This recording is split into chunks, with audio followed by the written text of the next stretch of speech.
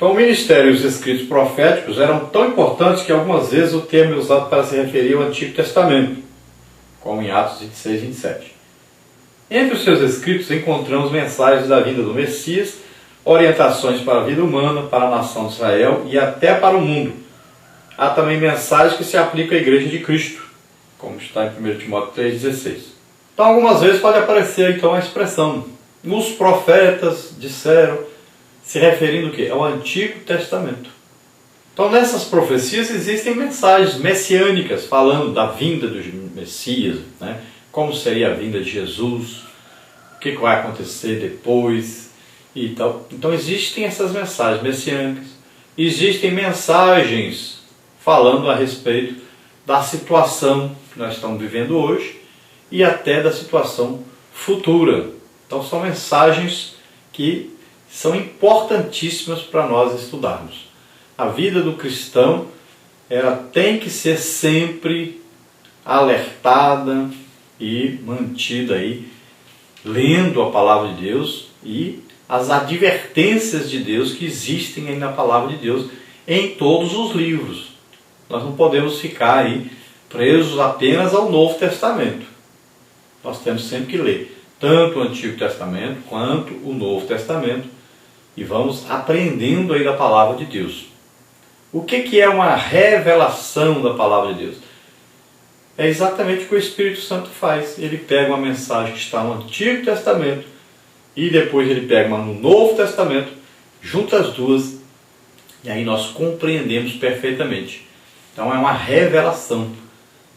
Você pode olhar, por exemplo, Paulo escrevendo a respeito da maldição na cruz. Ele pega lá em Deuteronômio, falando sobre maldito aquele que permanecer no madeiro. Você tem que tirar do madeiro, não pode deixar passar para outro dia, senão a terra será amaldiçoada por causa desse homem que foi colocado lá para morrer ali, uma árvore em forma de cruz.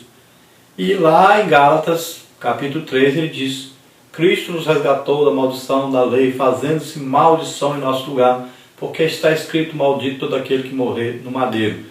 Então ele pegou do Antigo Testamento, falou agora uma coisa, juntando as duas coisas, nós compreendemos perfeitamente o que ele quis dizer. Então dizendo que Jesus levou as nossas maldições sobre ele, maldições que estavam impostas a nós pela desobediência a Deus. Então Jesus, ao morrer na cruz, levou essas maldições sobre ele. E nós agora recebemos, pela fé, a bênção, né, do Espírito Santo em nós. Está lá em Gálatas 3, você leia 3:13 em diante. Então existem aí também as mensagens para a vida humana, para a nação de Israel e para nós também, na atualidade. Existem muitas mensagens que se aplicam à igreja. Número 3, como há uma luz que alumia em lugar escuro. Então os profetas pregaram tudo o que diz respeito à vida e à piedade. Os temas eram diversos: Deus, o ser humano e a criação. Então veja bem, os profetas falaram sobre Deus, sobre o ser humano, sobre a criação. Então sobre tudo, né? Todos os seres que estão na face da terra foram então aí falados pelos profetas, foram comentados pelos profetas. Alguma mensagem teve para nos orientar a respeito dessa relação homem-Deus, Deus-homem, relação entre nós mesmos e a nossa relação com tanto os animais, né, como todo o sistema do planeta. Então tudo isso existem aí escritos dentro da palavra de Deus. Estaríamos à deriva no mundo sem as palavras dos profetas, pois elas nos levam à luz de Cristo. Salmos 19, 105. A lei e os profetas anunciaram a vinda de Jesus de Nazaré. Veja João 1, 45, Lucas 24, 27. Então nós ficaremos aí perdidos se nós não tivéssemos essas profecias escritas. Então sempre quando nós vemos alguma coisa que aconteceu, está dizendo: olha, isso aconteceu para cumprir o que está escrito a respeito disso. Então, aí Jesus, por exemplo, nós vamos ver que tudo que ocorria, ele dizia: olha, isto é para cumprir tal, né? Paulo, Pedro, sempre escrevendo e comparando com os escritos dos profetas. sempre as coisas se cumprindo como eles profetizaram. A mensagem dos profetas foi entregue às gerações futuras, preparando-as para o tempo do Evangelho. 1 de Pedro 1,12. Por isso não devemos abdicar de seus ensinamentos, pois a autoridade desses escritos é perfeitamente válida para hoje. Então essas mensagens foram entregues, foram escritas para que nós hoje aproveitássemos essas mensagens. Então nós não podemos de repente pegar assim, vamos pregar só o Novo Testamento. Ou então as mensagens dos profetas, vamos falar só dos profetas maiores. Não, toda a Bíblia deve ser lida, estudada, pregada, e toda a Bíblia tem mensagem atual para nós. Na parte 3 nós temos aí a inspiração divina dos profetas.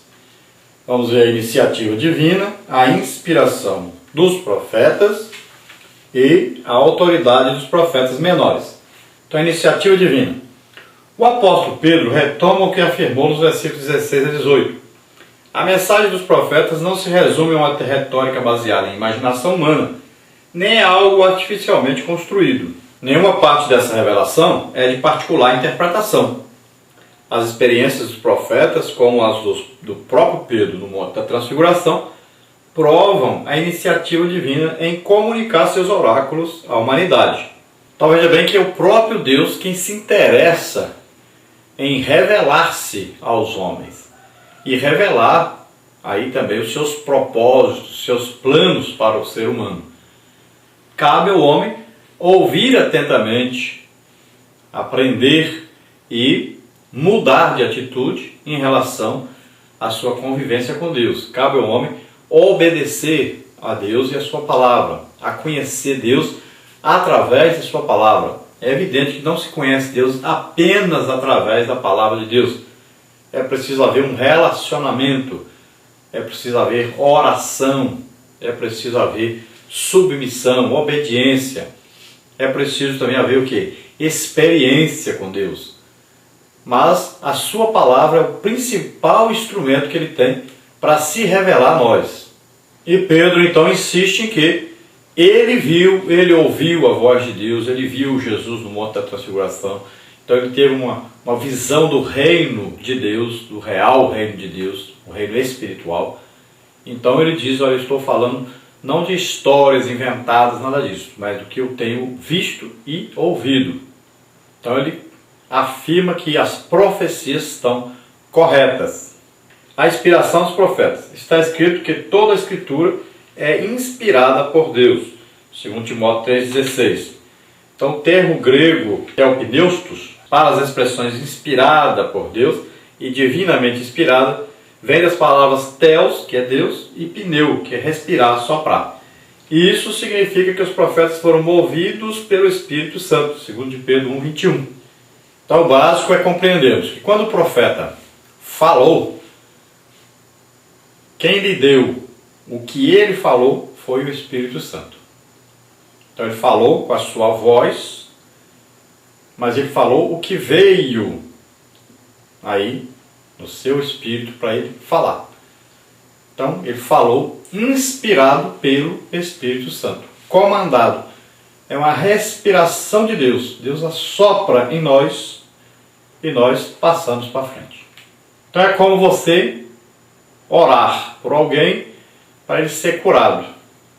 Então você vai orar pela pessoa, mas o poder para curar vem de Deus. Jesus diz, recebereis poder ao descer sobre vós o Espírito Santo. Então o poder vem a nós. Nós somos o recipiente desse poder. Então quando nós ministramos, o que acontece? Esse poder que veio de Deus é que passa para frente. Então quando a Bíblia diz assim, a sombra de Pedro curava, não era a sombra de Pedro, mas era o poder de Deus que estava em Pedro. Ele se tornou um recipiente que entornava poder. Então, onde ele passava, aquele poder estava acompanhando. A presença do Espírito Santo ali, o poder de Deus estava ali. Então as pessoas iam sendo curadas. Assim como lenços, aventais de Paulo. É porque o poder de Deus estava nele, a unção de Deus estava nele. Então, ele se encheu tanto disso que entornou, transbordou pelo lado de fora. Então até as suas roupas estavam impregnadas dessa unção, dessa presença de Deus. Por isso que as pessoas eram curadas. Assim também o profeta, ele recebe de Deus e fala aquilo que recebeu. Ou escreve aquilo que recebeu. O caráter especial e único da palavra dos profetas a torna sui generis. Ela pode fazer qualquer pessoa sábia para a salvação em Cristo Jesus e é proveitosa para ensinar, repreender, corrigir, redarguir, instruir em justiça, como está em 2 Timóteo 3, 15 e 16. Nenhuma literatura no mundo tem essa mesma prerrogativa. Então não existe nenhum tipo de livro inspirado humanamente que pode substituir ou que tenha autoridade semelhante a esta do que os profetas escreveram. Nem mesmo os escritos de hoje, dos melhores homens, dos homens mais usados por Deus, podem ser comparados a esses escritos. Tem muita gente fazendo essa confusão doida. Pensa que fulano, que é o apóstolo, não sei quem, tal, pensa que ele tem a mesma autoridade que tiveram esses profetas ao escreverem o que está registrado na Bíblia. Mas não é verdade. Então nós temos aí que olhar direitinho para não colocarmos hoje os homens na mesma condição desses profetas que escreveram a palavra de Deus. E veja bem que esses homens que escreveram foram homens que deram totalmente suas vidas para Deus, se entregaram totalmente. Nenhum deles tinha interesse em enriquecer, nenhum deles tinha interesse em sua denominação ficar grande, aparecer na mídia, nada disso. Então eram homens totalmente entregues à vontade e ao desejo de Deus e que escreveram fielmente aquilo que Deus disse para eles escreverem ou dizerem. E olha aí a condição dessa palavra, ela é proveitosa para ensinar, para repreender, para corrigir, para redarguir, para instruir em justiça. Então essas palavras são importantíssimas e podem mudar, transformar o caráter da pessoa. Podem transformar em uma prostituta em uma santa mulher, um assassino, um homem santo. Então não existe outra palavra, outro livro que possa substituir isso.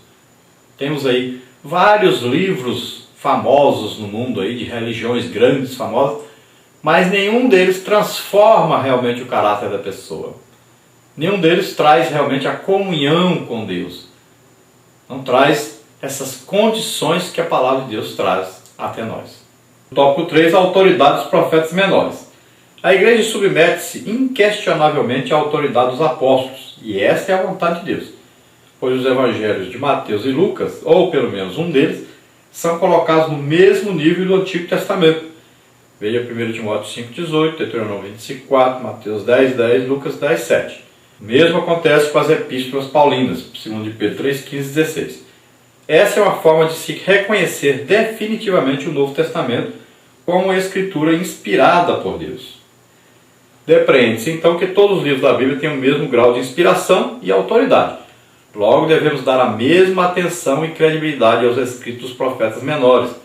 2 de Pedro 1,19.